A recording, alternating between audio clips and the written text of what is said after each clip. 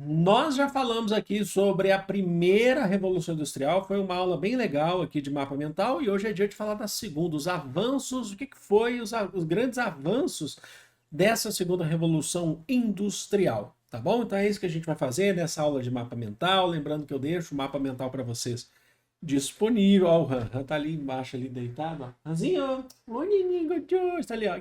Ô, neném. Já correu 10 quilômetros hoje. Já vamos lá para nossa corridinha. O Wood está vindo agora. Eu deixo o mapa mental disponível para vocês. Vocês podem baixar, utilizar, eu deixo no formato em PDF. Ó, o Wood chegou. Vocês podem baixar, utilizar como bem entender, como quiser. Se quiser reproduzir, se quiser fazer o que quiser. O importante é sair daqui entendendo. E vai ser uma aula muito bacana de mapas mentais, tá bom? Então, sem mais delongas, segunda Revolução Industrial. Nós falamos das características da primeira, então vocês procurem aqui no canal, um vídeo recente, e agora a gente vai por partes falar das características da segunda. Por que a gente vai chamar de segunda e por que não existe uma Revolução Industrial? Por que a gente agora está na concepção de história na terceira? Eu já falei isso para vocês, e eu sempre falo, em determinadas áreas do conhecimento já se considera quarta revolução, até quinta, se eu não me engano. Mas vamos lá, primeiro entender os contextos, né? O conceito ou o contexto. Mais ou menos ali, mais ou menos, entre 1850 até 1945. Então vai até a Segunda Guerra Mundial. É porque a gente costuma olhar para a Revolução Industrial e falar assim, a segunda ela vai de acordo com os avanços tecnológicos, os avanços científicos. O que marca para a gente poder enquadrar, encaixar em um determinado ponto, até onde vai essa Revolução Industrial. Então, à medida que a gente começa a ter novas descobertas, a gente fala assim, ó, isso aqui não é mais tão característico do que se tinha naquela primeira Revolução Industrial. Então, que tal a gente já colocar num segundo contexto, em uma segunda revolução? Os historiadores fazem isso, tá? Não é o pessoal na época, estou na segunda revolução. Hoje, por conta dos estudos, a gente fala, tá? Então, até mais ou menos ali a Segunda Guerra Mundial, porque depois você já tem outros grandes avanços para considerar a terceira. Daí a gente vai ter aula aqui, não se preocupe. Uma dessas grandes características é que a revolução ela não fica só mais restrita dentro da Inglaterra. Na verdade, já para o final da primeira revolução, a gente já começa a mudar isso, mas para caracterizar mesmo a segunda, países como a Bélgica é considerada aí o primeiro grande país a receber a Revolução Industrial. Cientistas ingleses, técnicos ingleses que faziam essa exploração viajavam e a Bélgica passou a receber. Seguido de França, Estados Unidos, Japão, Alemanha. O Brasil ele entra no finalzinho dessa segunda Revolução Industrial porque era Vargas. Se a gente considera que a segunda Revolução Industrial, de maneira geral, vai até 1945, o Brasil passa a começar a se industrializar mesmo a partir da era Vargas, que é 1930. Então já é finalzinho, entrando já quase na terceira Revolução Industrial. América Latina como um todo, né? Importante destacar que em alguns lugares vocês podem encontrar, por exemplo, 1870 ao invés de 1850. Não importa, a gente trabalha com um geral aqui, tá bom? Não existe uma data específica para isso, tá bom? Então é isso, esse é um ponto muito importante aqui. Vamos lá, deixa eu tomar água. Outras questões fundamentais aqui para gente. Vamos lá então. Outras questões fundamentais são as indústrias. Se a gente está falando que a gente vai colocar dentro de uma prateleira, uma caixinha e falar assim, isso aqui pertence a um conjunto, né, um grupo, isso aqui pertence à segunda Revolução Industrial, quais são as indústrias que vão se diferenciar tanto das indústrias da primeira? A primeira a gente lembra que ficou muito na questão da indústria têxtil, ficou muito já trabalhando com locomotivas já, mais a partir da segunda metade dela. Aqui a gente já começa a ter uma questão de maior complexidade e trabalhar já com uma indústria de massa. Isso já começa a atingir outros setores e faz com que as pessoas se tornem dependentes desses setores, né? Então a gente está falando de indústrias químicas. O que compõe indústrias químicas? A partir do século XIX a gente já tem petróleo, gás mineral, e minérios de forma geral sendo explorados no mundo, certo? o que leva agora ao desenvolvimento da indústria energética ou da energia elétrica, certo? Que é muito importante isso, leva a esse grande desenvolvimento. Então é a partir da segunda revolução que a gente começa a ver sistemas elétricos na iluminação pública das cidades. Antes você tinha sistemas de iluminação, você poderia até ter sistemas elétricos mais focalizados. Agora a gente já começa a falar de maneira geral, de maneira mais abrangente. Vocês já sabem também que por conta dessas fontes energéticas e dessa indústria química, por exemplo, você gera guerra, gera conflito. Logicamente, a gente vai falar daqui a pouco. A Primeira Guerra Mundial está inserida nesse contexto. A Segunda Guerra Mundial está inserida nesse contexto. Busca por novas matrizes energéticas, certo? Disputas territoriais. É o imperialismo que a gente já fala. Você tem o maior desenvolvimento da metalurgia e da siderurgia. Ah, professor, eu já ouvi dizer que isso já é lá da pré-história, que isso é lá da antiguidade. Agora a gente está... Sim, tudo bem. Mas agora a gente está falando em indústria. É isso que é importante. Porque é a mesma coisa da eletricidade, tá? A eletricidade, o que a gente está falando é de transformar isso numa indústria. A eletricidade, lá do Benjamin Franklin, por exemplo, lá da pipa, lá, né, para conduzir a eletricidade e tal, está no século XVIII, né? E até mesmo as concepções já podem ser até anteriores, mas a gente está falando de transformar isso numa indústria. É isso que eu quero que vocês entendam. Não é um modelo artesanal, né? Nem manufaturado, é industrial, tá? Em escala industrial. Por isso, revolução industrial. Então, por exemplo, a metalurgia, só de linhas gerais, eu acho que eu fiz até um conteúdo recente sobre isso, acho que foi em Reels isso, tá? Que a metalurgia vai trabalhar com elementos da tabela periódica, né? Elementos químicos, então ferro, titânio, cobre, etc., com a exploração desses elementos, né?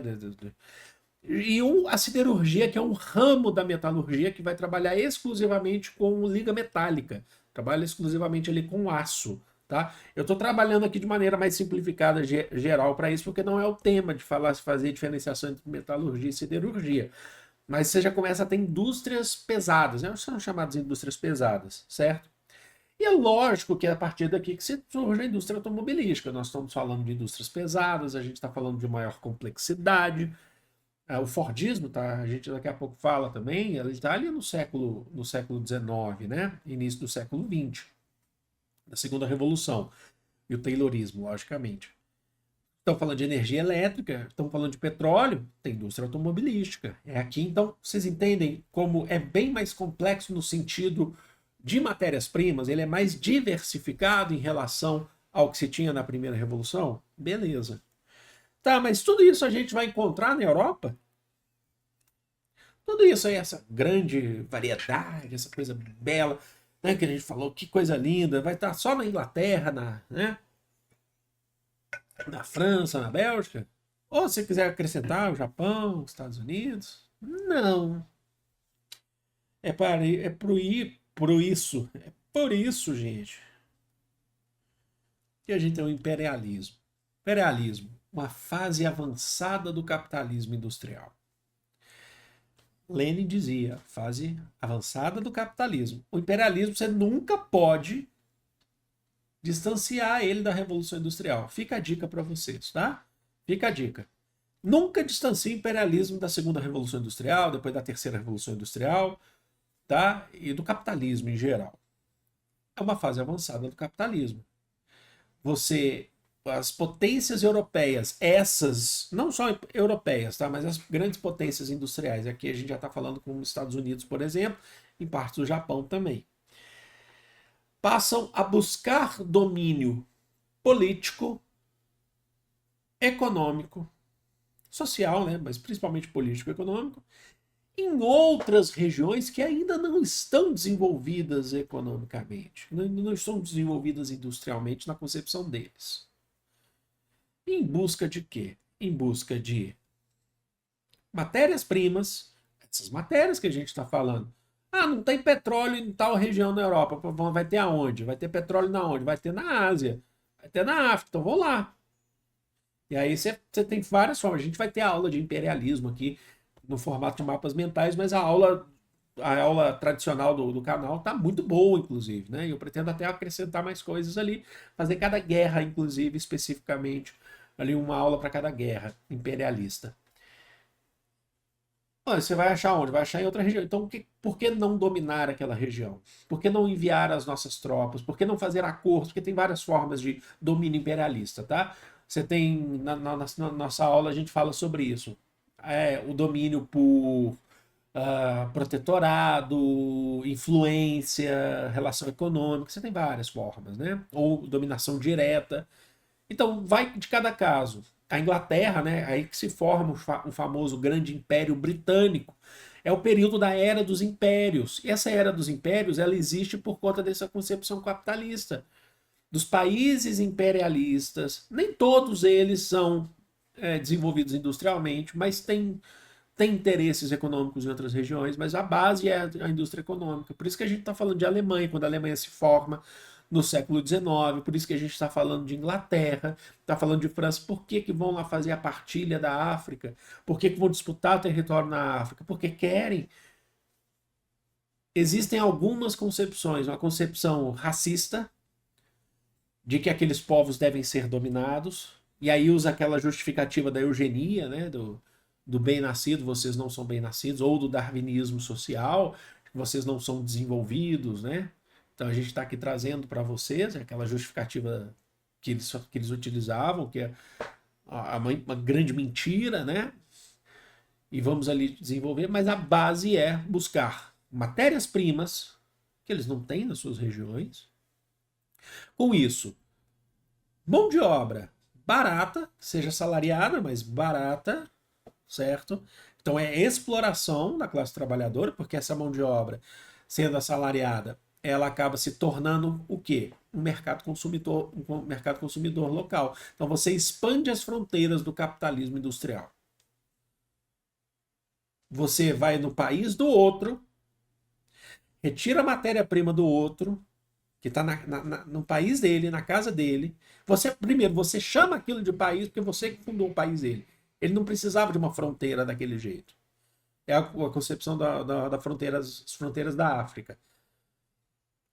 Chama aquilo de país, tira a matéria-prima dele, coloca ele para extrair essa matéria-prima, paga um salário pequeno para ele, faz ele desenvolver ali um mercado, né?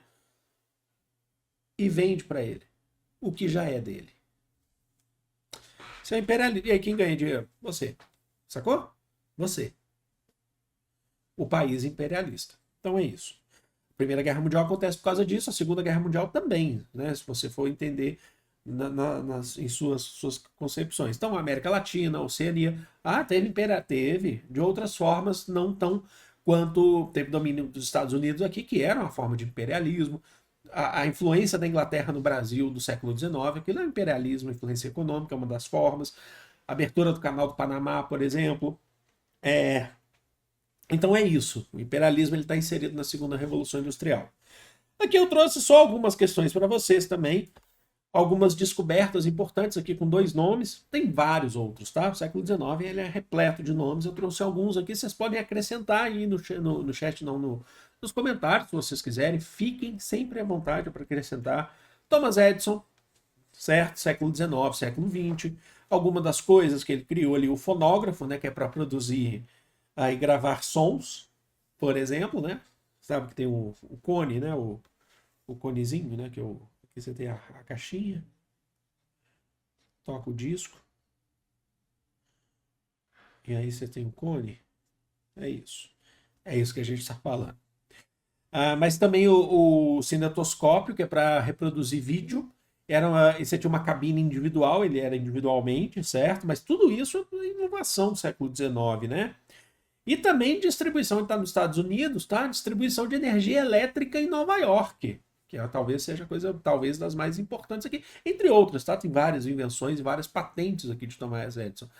A distribuição de energia elétrica em Nova York, nos Estados Unidos. O outro grande nome, né, o sérvio, né, que viveu nas dependências do Império Austro-Húngaro, que é o Nikola Tesla, também muito conhecido, muito famoso, certo? Também século XIX, século XX. O que ele faz? A indução de energia elétrica por correntes alternadas. considerada simples, fácil de praticar e de se fazer a manutenção. Corrente de energia elétrica por ondas. Alguns já vai trabalhar também com a ideia de energia elétrica não necessariamente cabeadas também. Olha só os avanços que a gente está tendo, então, para a gente diferenciar do que era lá no século XVIII, tá bom? Na primeira revolução. Não no século XVIII, mas na primeira revolução. Mas tem mais. Está desenvolvendo, a indústria está crescendo, está continuando explorando, está espalhando para o mundo, o imperialismo. E aí você exige mais dinâmica na produção. Exigindo mais dinâmica na produção, você precisa ter o quê? Métodos de produção. Aqui eu peço para vocês tomarem cuidado, não confundirem com modos de produção. Aqui são meios ou métodos. Eu prefiro colocar métodos para diferenciar mais ainda no nome. Modo de produção é socialismo, capitalismo, feudalismo, modo de produção antigo, modo de produção asiático, primitivo. É como que a sociedade está vivendo a relação de poder, a relação econômica, certo? Aqui a gente está falando de método, é o que se aplica dentro, certo? Do meio de produção. É o que se aplica dentro de uma fábrica, de uma indústria. Tá bom? Então não é modo de produção, método. Os dois grandes aqui, a gente tem o Frederick Taylor, já no século XIX,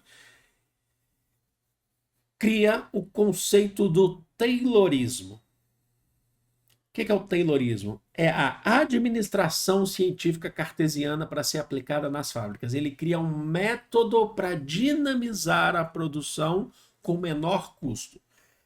Professor, vamos para a aula de filosofia aqui, ó.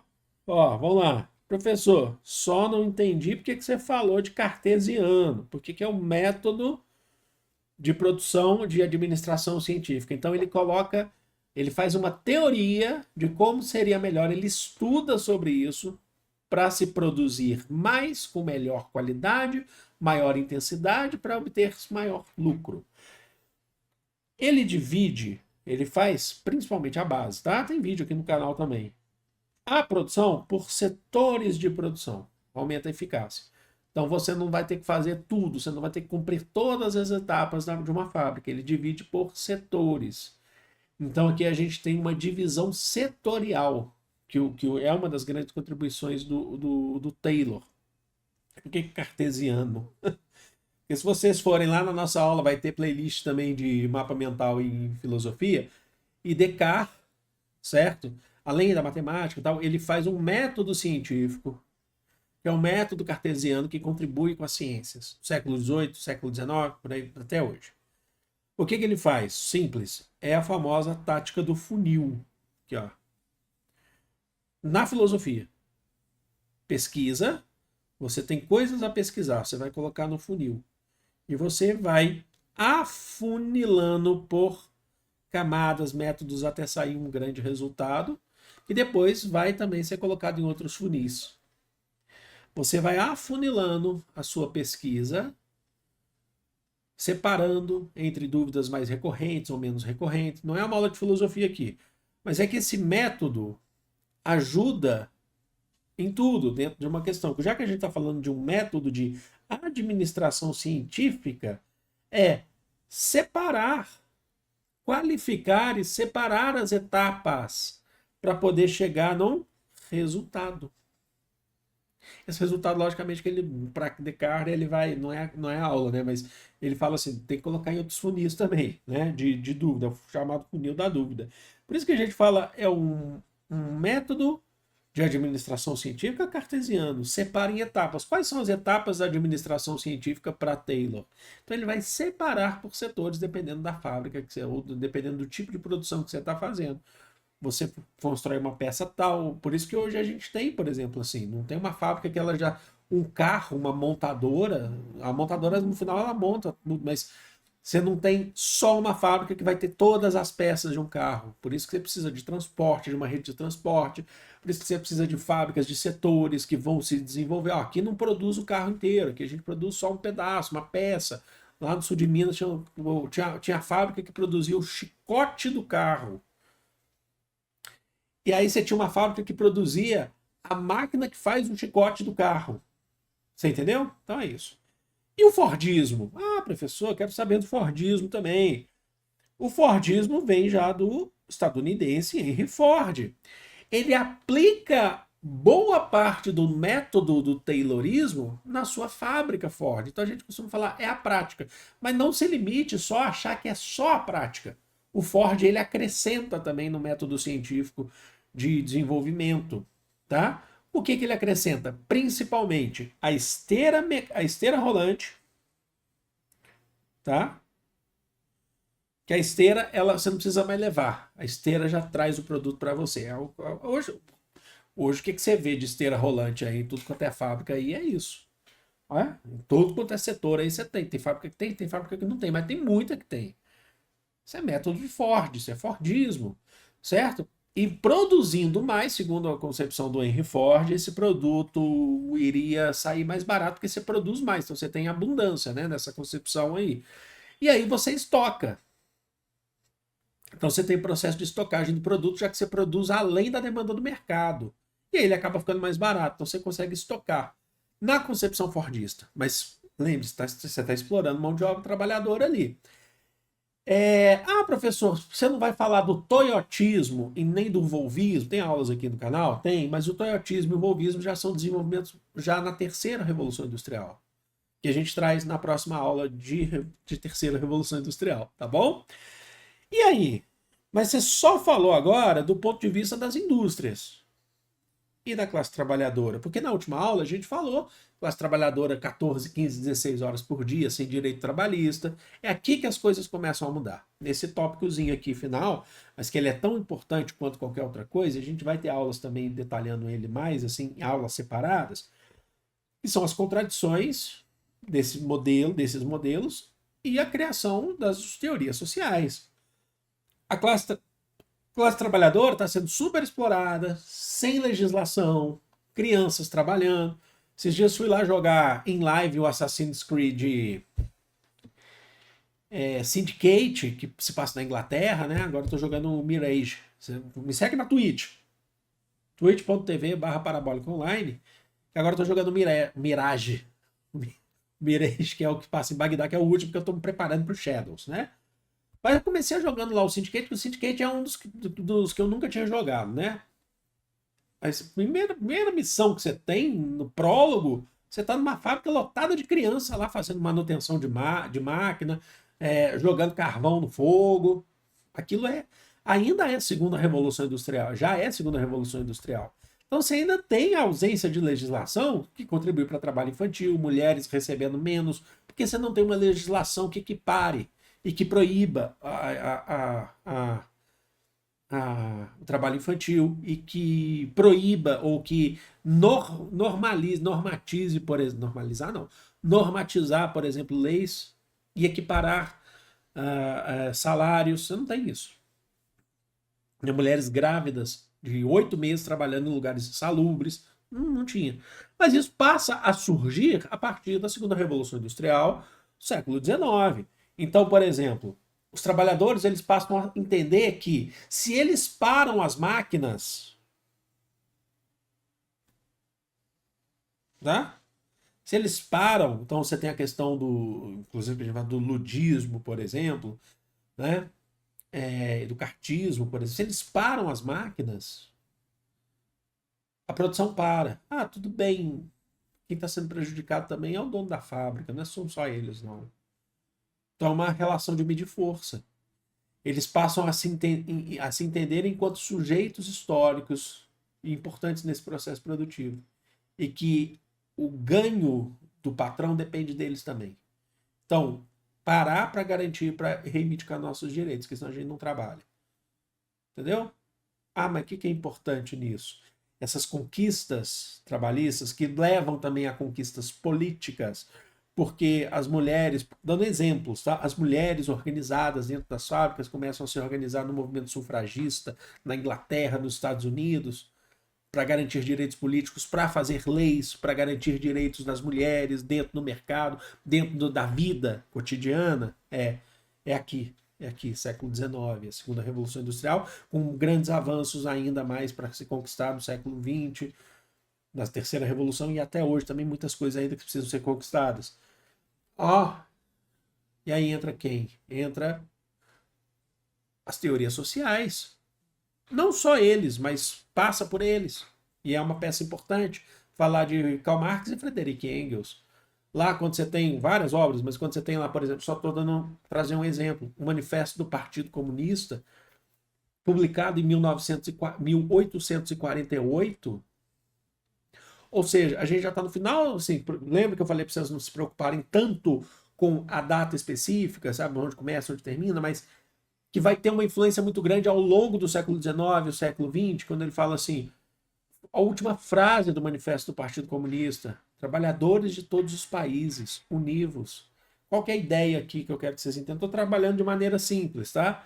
Qual que é a ideia? Se vocês não se organizarem, não se entenderem enquanto sujeitos históricos importantes nesse processo produtivo, vocês vão continuar sendo alienados, vão continuar trabalhando, sem ganhar nada, ganhando muito pouco e com muita desigualdade. E aí, isso é fundamental, por exemplo, essa conscientização para a formação de grupos, de organizações, de sindicatos que vão representar a classe trabalhadora. Para poder, no final das contas, se organizarem e garantirem direitos. Colocarem os seus direitos lá nas constituições dos países. E a partir desse momento, redução de carga horária. Mas você fala assim, eu odeio Marx. Você pode falar, eu odeio Marx. Mas não dá para negar a importância do seu pensamento para poder organizar, para a gente poder garantir direito para chegar no dia de hoje. Ah, era só ele? Não, você tem outros pensadores também. Você tem trabalhadores se organizando, sabe? No mundo inteiro. Um país puxa o outro, um país dá exemplo para o outro.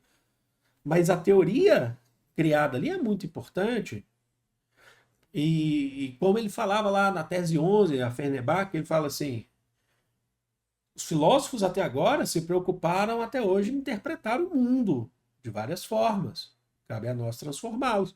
E ele coloca esse peso na mão da classe trabalhadora e fala assim, ó, são vocês, ou melhor, somos nós que mudamos a própria realidade. Não espera do outro. Se você ficar aqui esperando do dono da fábrica, ele só vai continuar te explorando. E por que não parar? Reivindicar para garantir direito. Aqui eu já não estou falando de socialismo, não estou falando sobre isso, não. Eu estou falando sobre conquista de direitos dentro do conceito da Revolução Industrial. Compreenderam? Ou você acha que vai vir do céu? Não vai. Você pode até deixar nos comentários, eu acho que vem do céu. Beleza. Tá bom. Mas é isso. Espero que vocês tenham entendido. Vocês compreendem que os avanços, eles são de todos os lados. Eles são avanços ao mesmo tempo que você tem dentro das indústrias, você tem avanço na concepção da classe trabalhadora. O embate ou a luta contra o trabalho infantil deve-se muito à conscientização da classe trabalhadora. Não é o dono da fábrica, o patrão, que falou assim, estamos explorando crianças. Não, ele foi pressionado. Os estados foram pressionados. Porque se a gente pensar só na concepção da cabeça do dono, do cara que ganha o lucro, ele só vai ganhar independente da forma. Compreenderam? É isso. É importante ter essa concepção, tá? É muito importante. Porque ele vai, professor, doutrinador. Não, você acha o quê? Que a conquista vai vir da onde? Do céu? Aí não dá, né? É isso. Espero que vocês tenham curtido. Eu espero que vocês tenham gostado. Eu tô de cadeira nova aqui, olha só que legal. Cadeira nova. Espero que vocês tenham curtido, espero que vocês tenham gostado. Vou ficando por aqui. Eu amo vocês e é sempre de todo o coração do mundo. Um grande beijo. Fui!